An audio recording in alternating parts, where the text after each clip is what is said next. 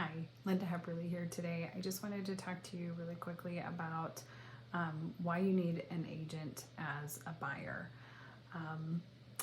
You could certainly find your own house on the internet. Most people can log into all the big brand companies, you know the names, I won't say them, and you can certainly find a house by yourself, right?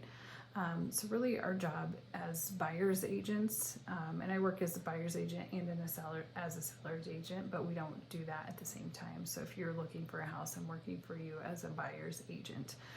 The reason you need a buyer's agent is to advocate for you, to protect you, to educate you in the process and the documents, and that is our job, to know the contracts. So while my job could be to put you up on a search and help you find a property, that is really not everything that we do. That is kind of the tip of the iceberg. So, and like I said, a lot of times you can find it yourself, right? But I'm not going to tell you go find it yourself, right? But you might come to me and say, hey, I found this property and I'm interested in it.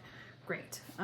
And if you don't find that property, I can certainly set you up on a search and can tell you what's a good investment and what's not, for example, in a certain area. That's part of my job too, to analyze the market and make sure that you're not overpaying for a property. The last thing I want you to do is overpay for a property, because let's say you get a job out of state in 6 months and then you call me to sell it. And I say, oh no, we can't sell it for this because you paid too much for it, right? That's not a good thing for anybody, but I don't want that for you in general. But part of my job as a buyer's agent is, again, to protect you, to inform you, and to be an advocate for you, and to give you advice. I'm not an attorney, so I can't give you legal advice, but I can give you real estate advice, and I can give you my opinions.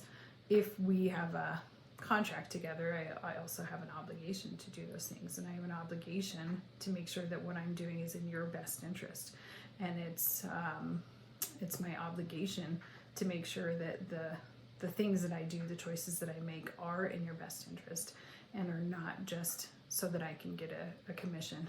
And I will say that if you work with me, I will go to bat for you if we need to. My job is not to instigate. My job, in my opinion, is to make sure that everybody gets to the closing table and everybody is happy. But that doesn't always happen. And so if you need somebody to go to bat for you, that is my job. And I will take that to the closing table if we need to. If you have the right in the contract to walk away and you need to, even if we're at the closing table and we need to do that, then I am there to back you up. If we can get there smoothly, great. But I say that,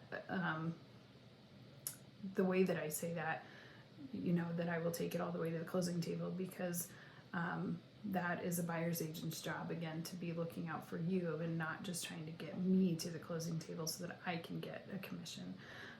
In case you don't know, typically for a buyer, a buyer's agent typically, or I typically, I don't know what other buyer's agents do, but I typically don't charge buyers to work for them. And if you want to work with me, we'll set up a buyer consultation and we'll discuss that more in detail. But most often it doesn't cost you anything to have a buyer's agent on your side. I typically get paid from the other side. They offer a buyer's agent a cooperating commission, and that is based on what the seller is willing to give a buyer's agent. So you don't typically even have to worry about that. There's a couple of rare occasions where maybe that might be the case if you decide to buy a for sale by owner property, which I can help you with as well. A lot of times for sale by owners, they just don't want a seller's agent, but a lot of times they don't mind having a buyer's agent. I end up writing a lot of the contracts for both sides, and they typically will pay something. So, but if it's not very much, then we would have to negotiate, what that looks like. But it doesn't cost you most often to have a buyer's agent on your side. So I represent you as an advocate and work on your behalf in your best interest, including new construction. New construction can be very difficult to navigate. They don't have to follow the same rules as pre-existing houses. So it's difficult because they don't have to disclose certain things. They just say, here's a contract, sign it, hope for the best, and you have to hope that you get the house that they say that you're going to get. So my job is to help you to ask the right questions, make sure, are you getting a warranty? Is it even part of the contract anymore? Some of the builders will change what they do every year, it seems like, sometimes even every phase. They'll just phase in and phase out things that they're including in their properties. So if you don't know what to ask, if you don't know how to navigate those waters, it's very helpful to have a buyer's agent on your side as well. So even if you want to go into model homes, you can call me and I'm happy to go over there with you. And every time I go into a property, I typically learn more with every house that I go into. So I don't want people to hesitate, like, oh my gosh, Linda's too busy, I can't give her a call.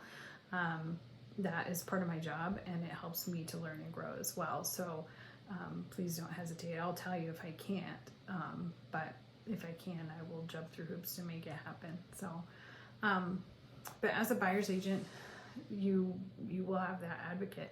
And one of the analogies that I like to use is if you were going to go to court, hopefully nobody goes to court, but for example, if you're going to go to court, somebody's suing you, they have an attorney. If you want your own attorney, you don't call that attorney that the plaintiff is using to represent you, right? You want to have your own attorney separate from the person on the other side. It's very similar with buying and selling a house. The seller should have their own agent representing them, and a buyer should have their own agent representing them. Occasionally, I will do both. The only way that I will do that is through something called transaction broker. It's almost like just being a referee. I don't prefer to work for people that way, but if you come across the fact that your neighbor's going to sell their house and you're renting and you want to buy their house and they say, hey, this is a win-win, we just need somebody to do the paperwork and do all the legwork for us, then I'll sometimes work both sides of the transaction for a decreased commission. So anyway, just something to think about. If something like that comes up, I can still help in those scenarios. So anyway, hopefully that helps to clear up some things and as to why you might need a buyer's agent to be there for you. There's a lot of things in the contract that we go over. I want to make sure you're fully informed, and so you can make the decisions. I'm not the kind of agent who says, trust me, sign here.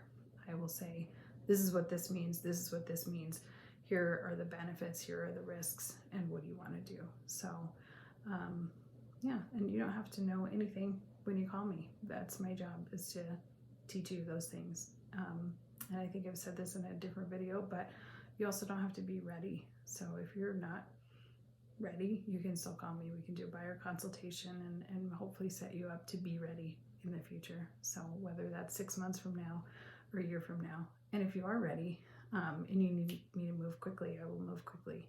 So I do try to match my client's sense of urgency so that it works for you based on where you're at. So I'll just meet you where you are. So thanks so much for listening. Have a great day.